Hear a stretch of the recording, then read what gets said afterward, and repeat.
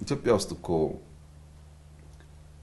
ያለን ማጋራት ማካፈል አዲስ እያደግንበት ያለ ባህል ሆኗል። ማድ ማጋራት ቀላል ነገር እኮ አይደለም። ብዙ ሰራተኞች በማድ ማጋራት ጓዳቸውን እየሞሉ ከአመት አመት ይኖራሉ እኮ። ጥቅተኛ ገቢ ያላቸው ሰዎች በሶስት ወር በአራት ወር የሚደረግላቸው የማድ ማጋራት ከፍተኛ ጠቀሜታ ነው ያለው።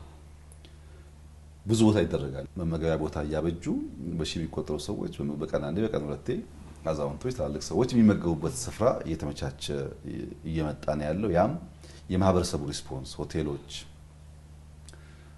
ባለሀብቶች እያደረጉ ያሉት ድጋፍ ከፍተኛ ነው። የሚጠይቁኝም ሰዎች አሉ። ምግብ ከሚደፋ ለምን አይሰጥም መድፋት አንፈልግ የሚሉ እናቶች አባቶችም አሉ። ያም ስርዓት የተበጀለት ሆቴሎች የተረፋቸውን ነገር ለእጅ አጠሮች ማገዝ የሚችሉበት ነገር መስመር እየያዘ እየመጣ ነው ያለው። ብዙ ሰዎች መደጋገፍን ባህል እያደረጉ ነው።